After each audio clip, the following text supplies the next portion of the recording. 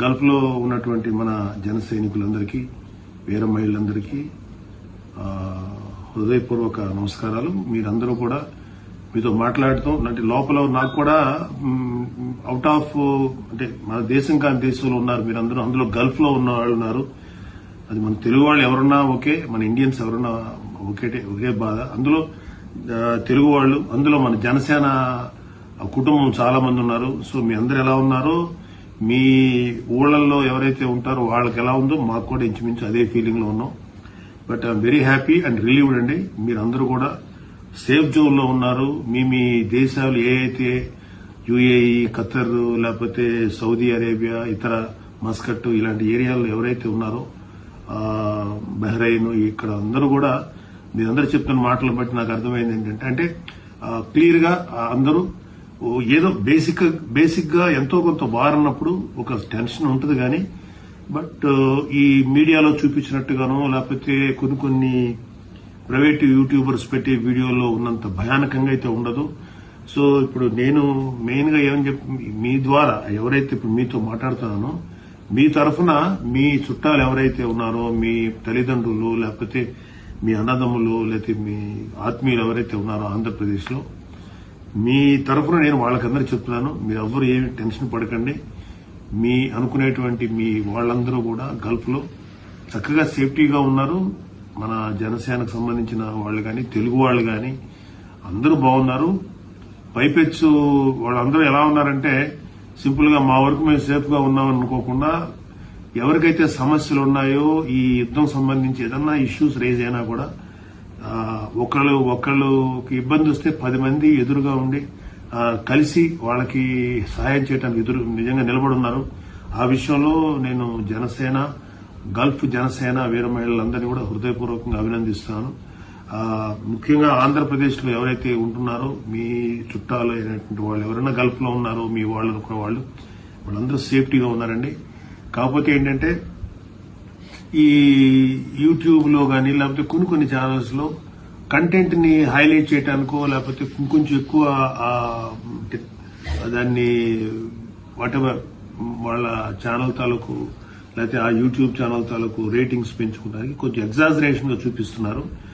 అంత ప్రమాదంగా ఏదో 1-2 చోట్ల, అది కూడా ఈ యుఎస్ఏ సంబంధించినటువంటి ఫెసిలిటీస్ మీద ఉంది తప్ప, ఏదన్నా వాళ్ళ ఇరాన్ కు సంబంధించినటువంటి వాళ్ళ గురి కానీ వాళ్ళ ఎయిమ్ కానీ మిగతా సివిలియన్స్ మీద జోలికి ఎవరు రావట్లేదు. మోస్ట్ ఆఫ్ అలాగే ఏ కంట్రీస్ అయితే మన వాళ్ళు ఉన్నారో, యుఏఈ కానీ లేకపోతే దుబాయ్ కానీ లేకపోతే సౌదీ కానీ బహ్రెయిన్కి అందరూ కూడా ఆయా దేశాలు వాళ్ళ పౌరులందరికీ మంచి రక్షణ ఇస్తున్నారు. సమయం వచ్చినప్పుడు మరీ రిస్క్ అనుకున్నప్పుడు ఒక సైరన్ ఇచ్చి వాళ్ళందరినీ సేఫ్ లో పెడుతున్నారు. కాబట్టి మీరెవరూ కూడా ఆంధ్రప్రదేశ్ వాళ్ళు ఎవరూ కూడా టెన్షన్ పడకండి. వీళ్ళందరూ బాగున్నారు. అక్కడ ప్రతి ఒక్క జనసైనికుడు వీర మహిళ కూడా ఏదైనా సమస్య వస్తే డీల్ చేసేదానికి రెడీగా ఉన్నారు. ఒకవేళ వాళ్ళ వల్ల కూడా కాకపోతే జనసేన తరఫున పవన్ కళ్యాణ్ గారు, ఇటు కూటమి ప్రభుత్వం మేము రెడీగా ఉన్నాం. మీకు ఏదైనా ఇష్యూ ఉన్నప్పుడు మీ చేతులు దాటిపోయి ఇంకేదైనా చేయాలంటే ఖచ్చితంగా మాకు తెలియజేయండి. అటు అజయ్ బాబు గారు ఉన్నారు, మన అజయ్ కుమార్ గారు ఉన్నారు, నేనున్నాను. మీరు అట్లాగే శ్రీకాంత్ గాని, త్రిమూర్తులు గారు గాని, మన మస్కట్ రామదాస్ గారు వీళ్ళందరూ కూడా ఉన్నారు. కాబట్టి వాళ్ళందరూ మాకు టచ్ లో డైరెక్ట్ గా ఉంటారు. కాబట్టి వాళ్ళ టచ్ లోకి వెళ్ళండి. వీలైతే రామదాస్ గారి నెంబరు, అలాగే కంచన్ శ్రీకాంత్ గారి నెంబర్ మీ దగ్గర ఉండి ఉంటుంది. అలాగే మిగతా ఎవరైనా సరే కేశవ త్రిమూర్తులు గారి నెంబర్ కూడా మీ దగ్గర ఉంటుంది. సో వాళ్ళ ద్వారా అయినా కూడా మీరు నా టచ్ లోకి రండి. మీకు ఏదైనా పెద్ద ఇష్యూ అయితే 90% రాకూడదు. అలాగే వన్ మోర్ థింగ్ ఏంటంటే, నా అబ్జర్వేషన్ లో నేను కొన్ని యుద్ధాలు చూశాను కాబట్టి చెప్తున్నాను. ప్రపంచంలో ఏ దేశం కూడా లాంగ్ టైం యుద్దం చేసేదానికి ఎవరి దగ్గర అంత రిసోర్సెస్ ఉండవు. ఎంత పెద్ద దేశమైనా సరే కొన్ని రోజుల తర్వాత కాంప్రమైజ్ అవ్వాల్సిందే. ఆల్మోస్ట్ 21 days తర్వాత ఎవరికి అంత శక్తి సామర్థ్యాలు కూడా ఉండవు. స్లోగా ఈ వార్ పలచబడుతుంది, బలహీనపడుతుంది. మళ్లీ సివిలియన్స్ లైఫ్ మళ్లీ గాడిలో పడుతుంది. అందరూ బాగుంటారు.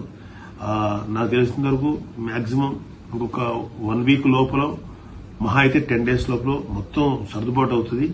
కాకపోతే ఎక్కడైతే నష్టాలు జరిగినాయో, ఏదైనా ప్రాపర్టీస్ కి సంబంధించిన ఏదైనా ఆస్తులు ధ్వంసం జరిగినాయో అవి కొంచెం రిపేర్లు చేసుకోవడానికి వాటి నార్మల్ గా అవడానికి కొన్ని రోజులు పట్టొచ్చేమో కానీ ఎవరికి ప్రాణ నష్టం కానీ పెద్దగా ఎవరో ఒకళ్ళు కొంతమందికి జరిగింది కానీ మన వాళ్ళైతే ఎవరు లేదు, నష్టం జరగలేదు.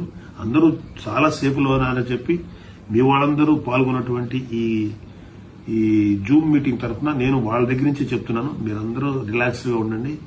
వాళ్ళ గల్ఫ్ సంబంధించినటువంటి చుట్టాలు, friends, brothers, sisters, fathers, mothers, be happy. And త్వరలోనే యుద్ధం ముగిసిపోతే మీరందరూ సంతోషంగా ఉండాలని మనస్ఫూర్తిగా కోరుకుంటున్నాను. Thank you very much Srikanth for your initiative. And thank you Ajay garu, మీరు తీసుకొచ్చినందుకు. త్రిమూర్తులు గారు, రామదాస్ గారు, ఇంకా ఇప్పుడు దాకా మాట్లాడిన వాళ్ళు ఇంకా ఇద్దరు ముగ్గురు లేడీస్ ఉన్నారు, సుధాశ్రీ గారిని, ఇంకెవరెవరో ఉన్నారు, కృష్ణ కిషోర్ గారు. మీ అందరితో మాట్లాడలేకపోతున్నాను, నాకున్న అవైలబిలిటీ ఆఫ్ టైం తక్కువ ఉంది వల్ల. మళ్ళీ ఇంకోసారి ఖచ్చితంగా మనందరం కలుద్దాం. యుద్దం అయిపోయిన తర్వాత మీరందరూ 100% మీ అందరి బెస్ట్ పొజిషన్ లో కూడా మిమ్మల్ని కలుస్తాను. చక్కగా మీరందరూ సంతోషంగా ఉన్నప్పుడే కలుస్తాను. మళ్ళీ జూమ్ మీటింగ్ పెట్టుకుందాం. అటు ఎప్పుడైనా సరే గల్ఫ్ వచ్చినప్పుడు మళ్ళీ కలుద్దాం. మీ అందరి వైపుని మిమ్మల్ని అందరినీ కలుస్తాను. Please be stay safe.